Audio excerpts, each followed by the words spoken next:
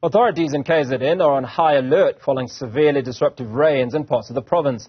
The South African Weather Service has issued a level 9 warning for the northern regions. Let's get an update from spokesperson for the Department of Cooperative Governance and Traditional Affairs in KwaZulu-Natal, Nonala Ndlovu. Nonala, I appreciate your time this afternoon. And just paint a picture for us of this devastation that we are hearing so much about.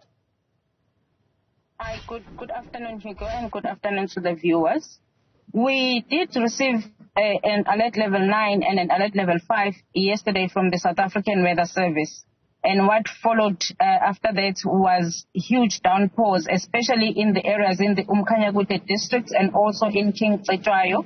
We received indications that most low-lying bridges had been flooded and the roads were also flooded as well. There were a number, about 100 damaged houses across the two districts, but there were only 2 fatalities at this stage, but even those have not been confirmed. There was a drowning of a 17-year-old gentleman in Jozini, and then there has also been a report of one female that has been washed away in a vehicle in around Mtuba. The search and rescue teams are on site. They are trying to locate the bodies, but that has not yielded positive results as yet. The rain has somewhat subsided in some of the areas, but we are still on high alert, and the teams are on the ground conducting further assessments to identify whatever incidents had not been reported to us as yet.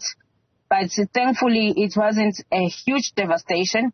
It was just partial damages to properties, and we also received reports that within Umhlathuze, in the town of Empangeni, there were some blockages which were immediately unblocked by the infrastructure teams in that area. So at the moment, the situation is stable, but we are continuing to monitor it. Now, talk to us about the teams that you have on the ground that are dealing, obviously, with the level 9 warning. How big are those teams, and how capable are they of reaching or supporting the many families, I'd imagine, that would need support during this difficult time?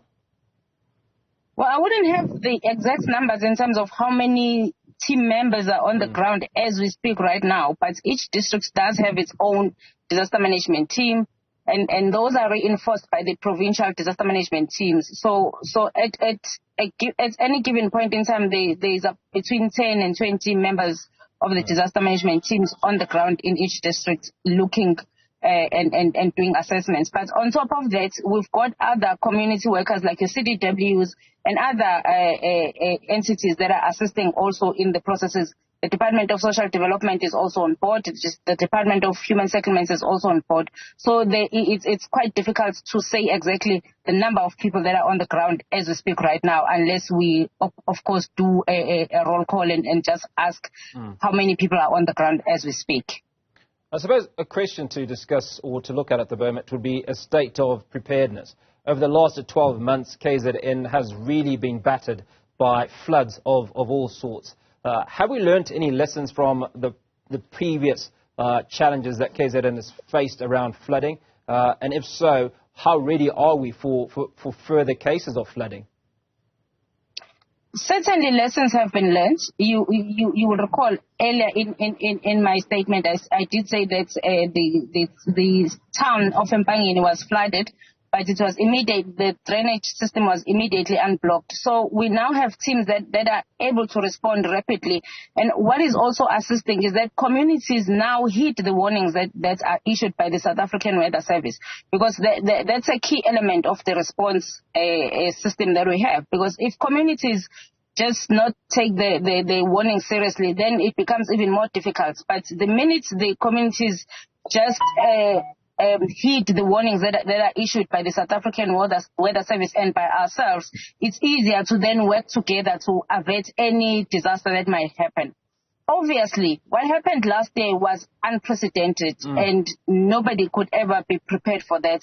I mean, you know that these things happen all over the world, and really no one can stand tall and say that I am 100% prepared, because you can't be 100% prepared for something that you don't know. But we have tried as much as possible to make sure that our teams are always alert and they respond immediately and swiftly And that has assisted us in limiting the number of lives that we've lost through the floods. Now, invariably what happens, Nonala, during times of flooding is disease is always a threat. Now, there have been reports of cholera in some parts of the country. Is this a cause for concern for you? Well, I'm not going to speculate. I haven't heard anything with regards to that. But I'm quite confident that we do have a Department of Health that is on the ball. They will be able to respond immediately if there is such a threat. Nonala, I appreciate your time. Nonala Ndlovu, spokesperson for the Department of Cooperative Governance and Traditional Affairs in KwaZulu-Natal, giving us an update on state of preparedness and certainly how the province is doing with a number of flooded areas.